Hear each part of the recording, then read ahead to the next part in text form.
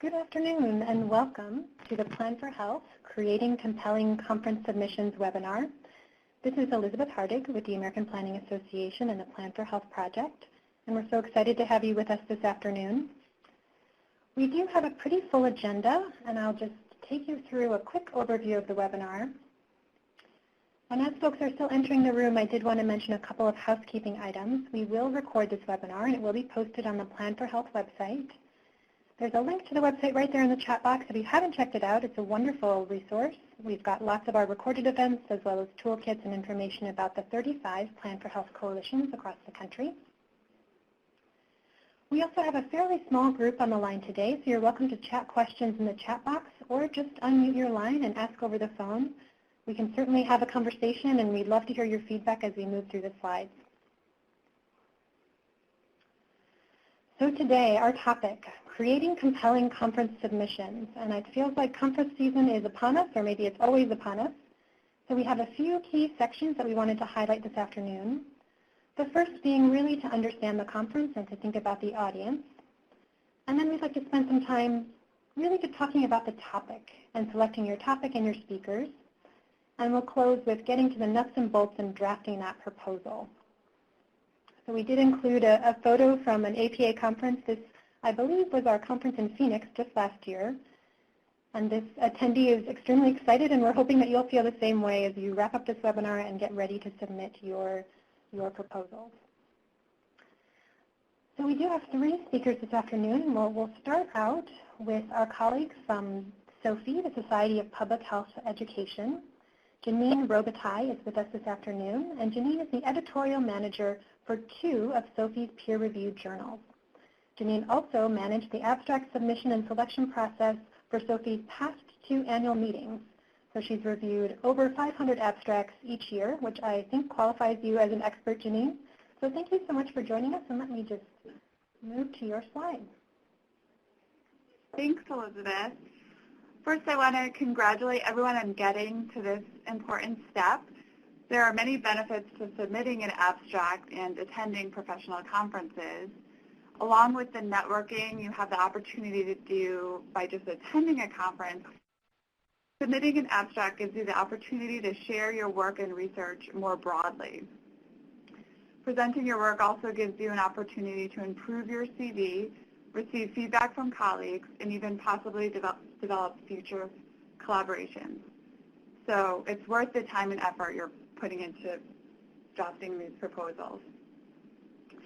So just to step back for a minute, Elizabeth had mentioned the question of how many conferences should you do a year? It's important to always keep a lookout for opportunities to share your work at either the local, regional, and national conferences. Keep in mind the audience that you want to reach when deciding which conferences you'd like to present. It's always beneficial to present at a national conference because that's usually the broadest audience. But there's the benefit of combining the national conference with regional and local conferences. As you know, attending national conferences can be costly, so that can prohibit many people from attending. So sharing your research locally will help you reach more people. For example, if your work or research would be beneficial for community health workers, they may not have it in the budget to travel to national conferences, but you'd be able to reach them at local or regional conferences. Keep in mind, in most cases, you can only present your work at one national conference, but check the submission guidelines. But in general, they don't want presentations that have already been submitted at another national conference, or not submitted, but presented at another national conference. You want to consider the acceptance rate of conferences, which you can usually find on their abstract submission form when you're deciding where to submit.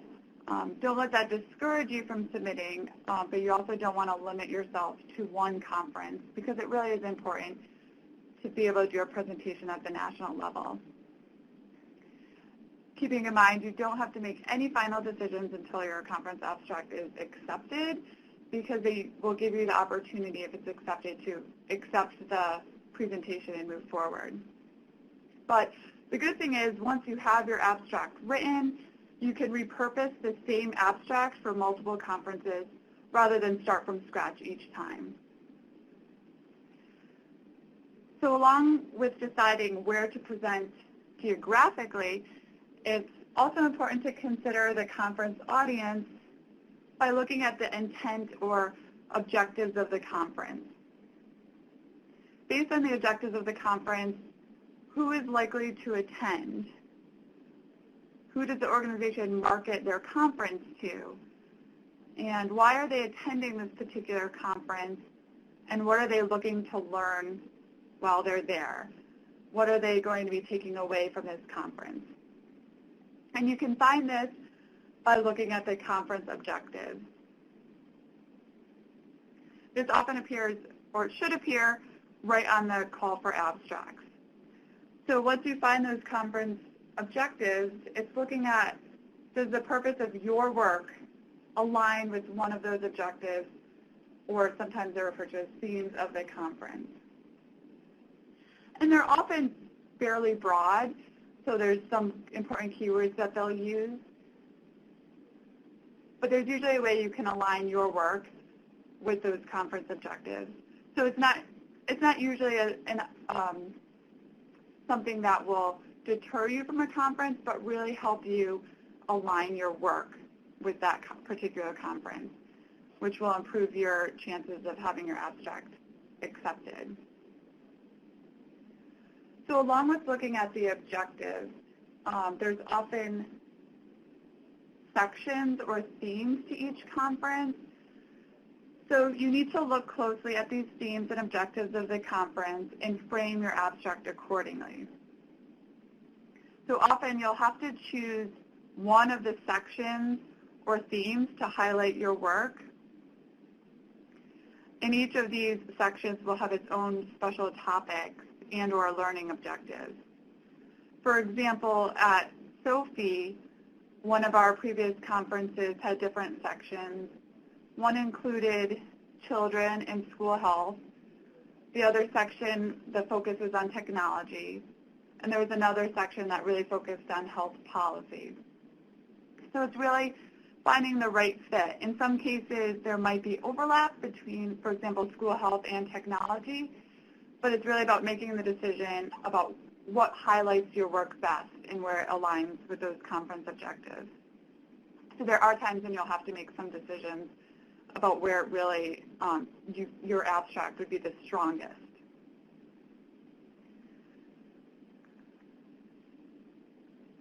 This is also a good time to look at the importance of your findings and how they tie into the conference themes and objectives. So this brings us to the significance of the abstract. For too many people, the abstract is often an afterthought, when in fact, according to the APA's publication manual, and in this case I'm talking about American Psychological Association, not the American Planning Association, the abstract can be the most important single paragraph in an article. When submitting an abstract, whether for a conference presentation or for a manuscript, look at it as an opportunity to sell your work or your research.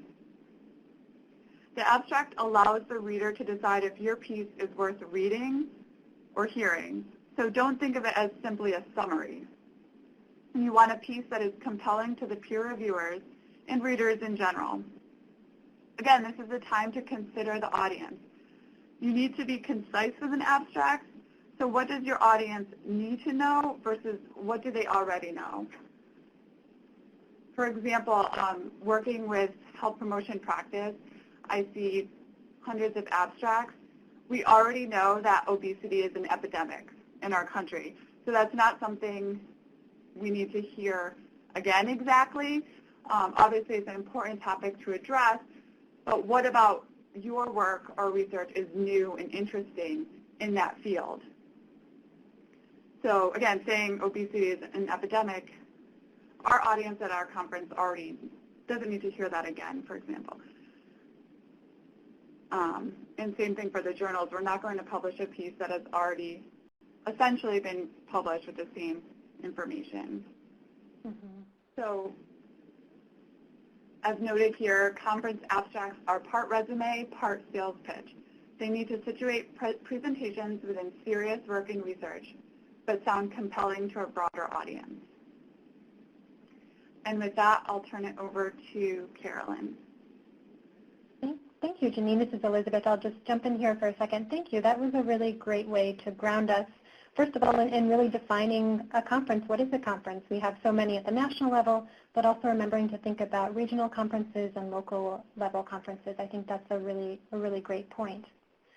I also love the tip about repurposing abstracts. That is fabulous. It does not have to be a fresh submission or a fresh abstract every time, as long as you're kind of tweaking and making sure things fit in with the spirit of the conference and really aligning with those themes or tracks.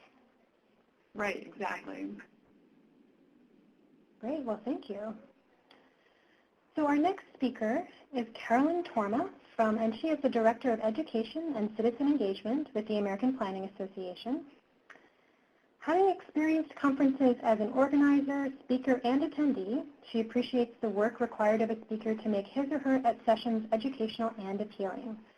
After all, if you can't get your audience in the door, you can't share the education, which is a fabulous point.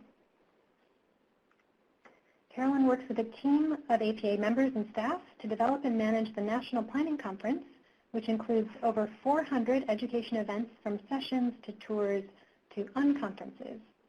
And we're excited to have you here with us today, Carolyn, and I will just cue up your slide and hand it over to you. Well, thank you, Elizabeth. That was a great introduction in terms of how to get your abstract focused and think about your abstract as setting the pace or setting the foundation for everything else that you're going to do. So I'm going to talk a bit about how to define your topic, and it's very important to think about defining that topic in terms of the people you're speaking to, who your audience is. But so is the title. The title is really critical, and particularly today as we move more into a digital world, and you can find conferences that don't even have printed programs anymore. And the way people are going to experience the conference might be through something very small like a smartphone. And so you want your title to be crisp, you want it to be clear, and you want people to know what the heck you're going to be talking about. So I also recommend that you avoid cute titles. It's a temptation to do that. People think that it's a come on, that people want to open up and read the description. But a lot of people just jump right over your presentation or your information if it's something that they have to work harder to understand what it is. So you want to make sure that your title is conveying what is critical about what you're going to be talking about, and make every word count. That's also very important. So once you've defined those two steps, you're ready to convene your proposed speakers. And I always like to get people together in a conference call when we're organizing something. It can be easier to do this through email, and sometimes when you're dealing with people who are very busy and very talented, you're often only going to be able to communicate with them through email. But if you can get people in a call talking to each other, there's a great advantage to that. And that is the speakers will often challenge each other. They'll challenge some of the assumptions that you might have about what makes for a good session. And they'll work through the idea of how to get a session poised correctly and to get the right balance of information in a session. So I like to throw out the idea, throw out the first questions or the first foundational comments for the conference call, but I like to step back also and just see what the speakers themselves are going to say. And so giving them enough room, giving them enough breathing space to be able to do that is important as well. Take good notes during your conference call, because once the call is over, you want to be able to summarize things into a good, concise outline, and make sure that you send that back to all your speakers, because you constantly want to reconfirm that everybody's on the same page, everybody's understanding the direction that you're going. Because often we can assume things, and you'll be very surprised when you get into the live session and somebody's assumed one thing and somebody something else. So make sure you're touching back with your speakers on a regular basis, and use that outline as a way of reconfirming what you're doing, how you're doing it, and if you're making changes. So at this point, you should be ready to prepare your 3 learning objectives. You can write a longer description if that's what's required for the particular conference that you're proposing to, but you also want to write at least 3 learning objectives for yourself. And this is a really important step to take because it helps focus you. It helps you make that connection between what you're going to say and your audience and understanding what they're going to take away from your presentation. So preparing those objectives, taking the time and doing that seriously and preparing them carefully can be very important to your proposal. So we'll move on to our next slide. And I want to talk now for a moment about selecting your speakers. So when you can, use speakers that you already know can deliver a good presentation. That's not always going to be possible, and sometimes you also want to be cultivating younger staff that you work with, for example. But choosing really great speakers and knowing that they can deliver is always, you've gotten the ball into the basket, so to speak. But if you do have young speakers, make sure you give them help. Talk to them through the process, rehearse with them, have other people take a look at their presentation, and really guide them along. It's always good to do that because you want new people coming into the field, you want new people speaking at conferences and not just recycling the same people.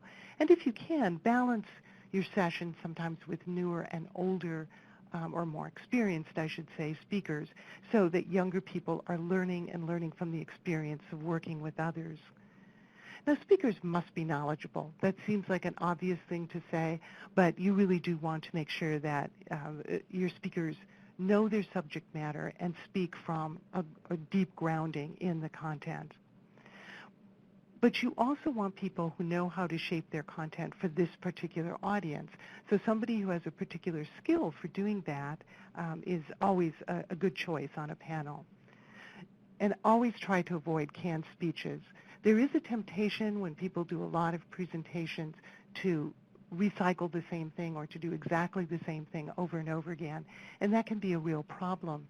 And I'm thinking about a year or so ago, I was sitting in a conference and watching somebody from a very large company who had a product or service that was very relevant to the people that he was addressing, but he had a canned speech, and he missed the connection to the people in the audience because he didn't quite understand how they might use his product or his service.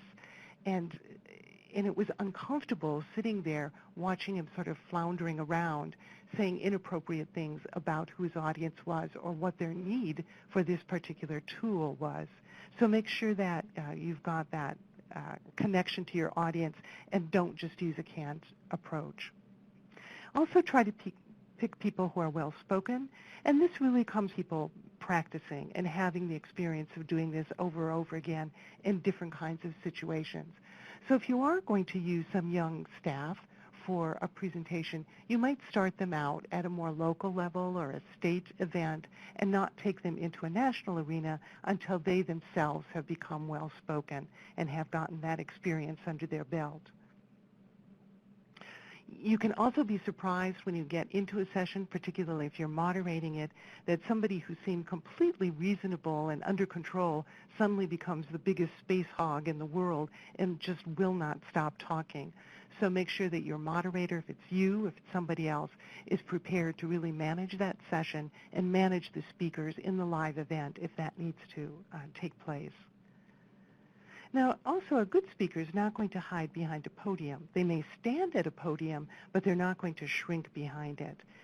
A good speaker will energize the room with enthusiasm, with a skillful presentation, and it can shape the length of presentation to the allotted time appropriately. Sometimes people who say less but say it gracefully and say it well get across more than people who try to cram a lot of information into a presentation. Again, rehearsing can help with something like that.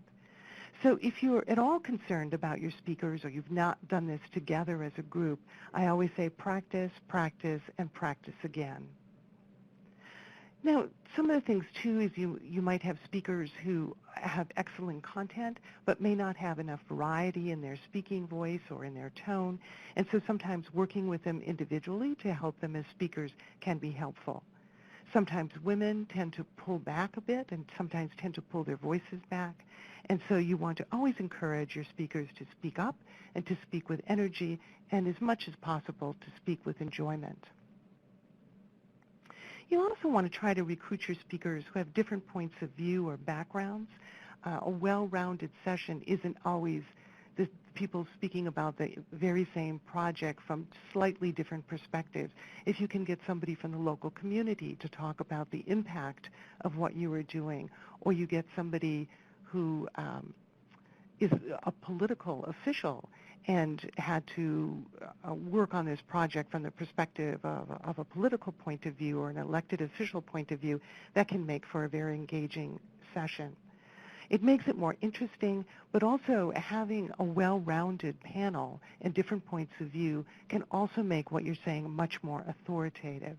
So you want to work that variety into your presentations as well. So we'll move on to our next slide. So you want to use visuals to help focus the attention of everybody in the audience. But there are some few tips that can help you with this. One of which is you don't want to overwhelm your audience with too many visuals or move too quickly through the visuals. People get frustrated if they feel that they can't absorb the visual information that you're presenting. You also want to be careful with your text, not make it too long, and not use speeches that are too long. People just get sort of dizzy and overwhelmed. Also, you want to make sure that your presentation looks good on the screen, so you want to step back when you're presenting or when you're working on your presentation, put it up on your screen on your computer, but then step back a few feet to see if you can still read it. Now, I'm going to point out that we had a bit of a glitch here, and you can see that the sizing of some of these photographs is not quite right, and we think it was we were not using the same calibrated slide formats or templates when we were putting this presentation together. So again, as a learning moment here, you want to think about giving yourself enough time to pull the presentation together, to try it out, make sure you know what it's going to look like, how it's going to present, and that everything looks smooth and looks polished and professional. You also want to try to use images of actual projects and not rely on generic images or clip art from the internet. Nothing loses an audience interest more rapidly than doing something like that.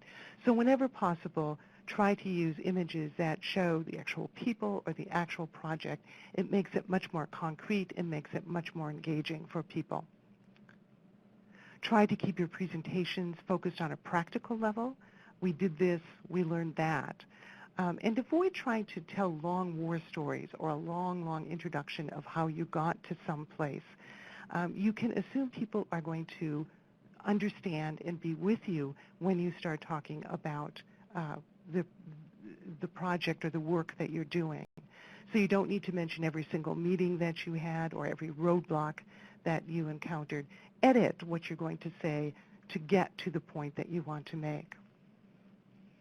You also want to emphasize how you got to solutions and why you came to those conclusions about your solutions.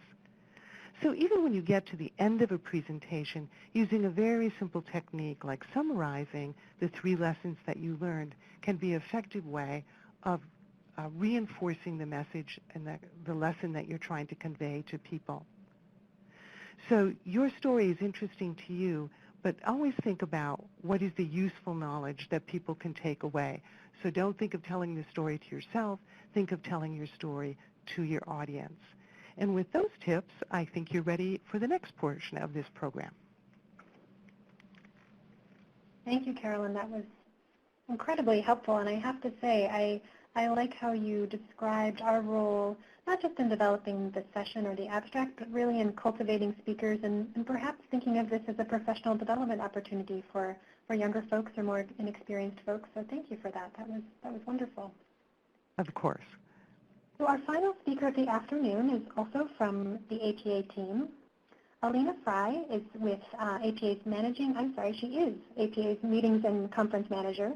She's been working on the National Planning Conference since 2007, and she assists session proposers from the very beginning stages of drafting their proposals to the very final logistical details.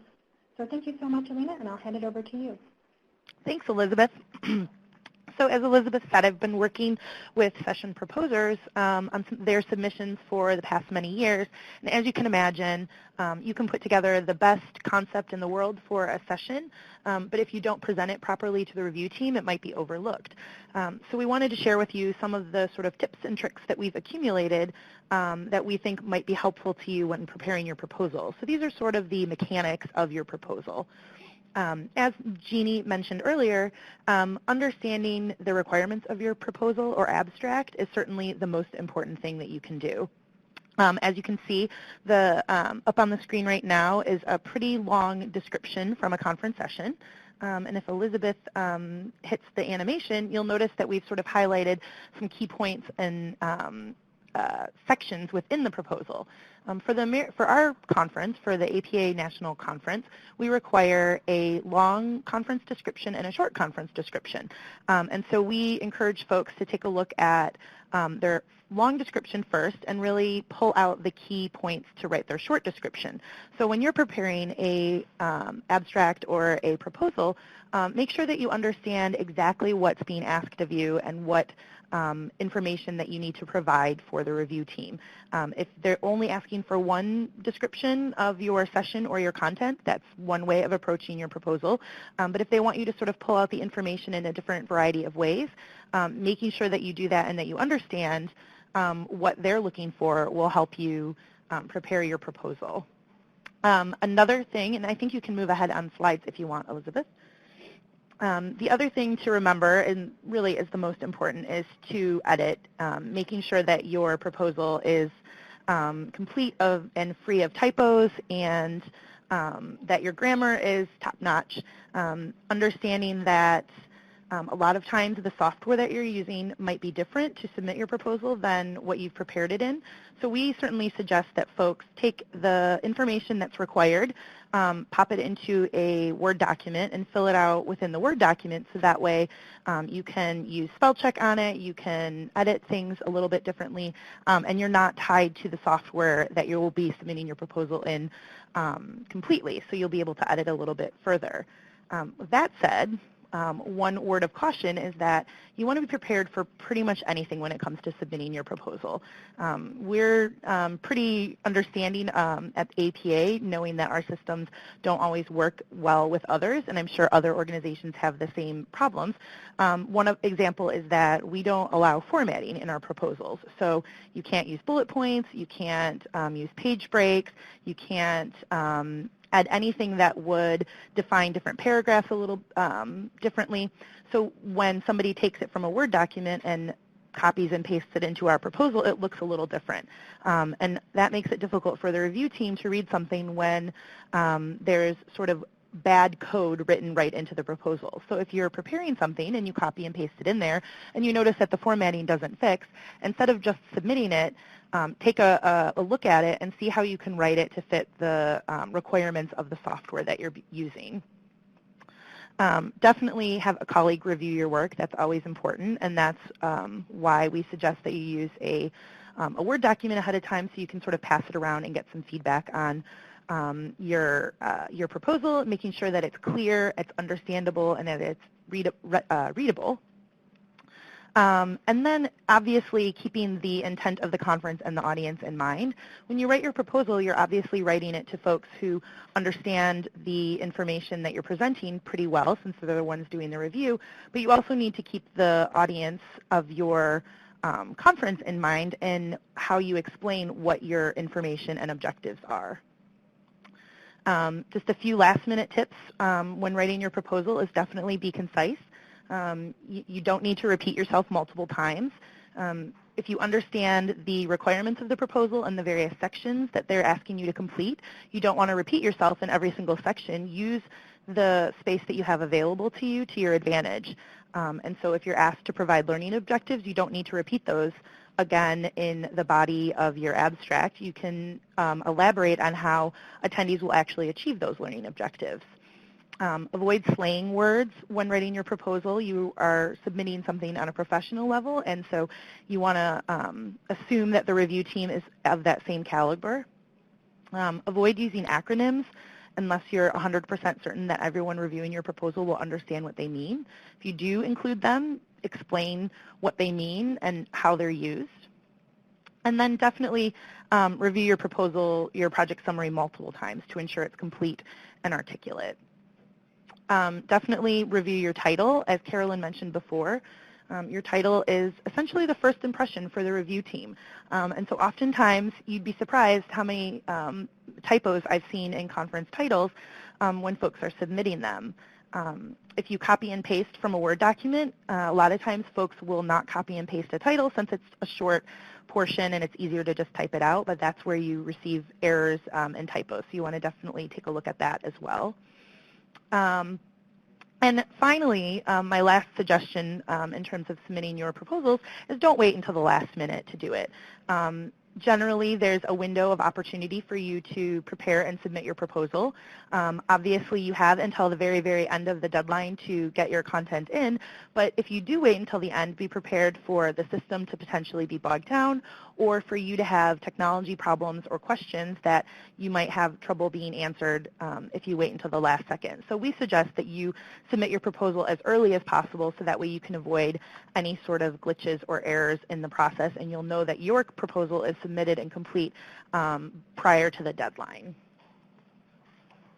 I think that's all I've got for you today. Great, thank you, Alina. I have to confess, I tend to wait for those deadlines, so that is good advice, and I'm working to change my ways. And wonderful tips, kind of a nuts and bolts of how to put the proposal together and to really make sure to take time to edit and think through your abstract, your description itself, and your learning objectives. We are actually at the end of our webinar this afternoon, and I just want to take a moment to thank our three speakers. You all were fabulous and brought so much to this conversation. If anyone has a burning question or an item that they'd like to shout out, please feel free to do that, and we'll stay on the line for just another minute or two. You're welcome to use the chat box or to unmute your phone.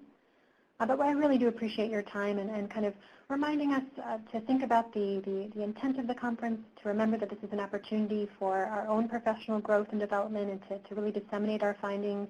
And of course, the reminder to really edit and make sure that we're representing our work as well as we can. Well, with that, I will go ahead and close the webinar, and thank you all again for joining us this afternoon. Please check out a recording of this session on the Plan4Health website, and feel free to send any questions or concerns to me. I will go ahead and add my email address to the chat box. Thank you so much. Thank you.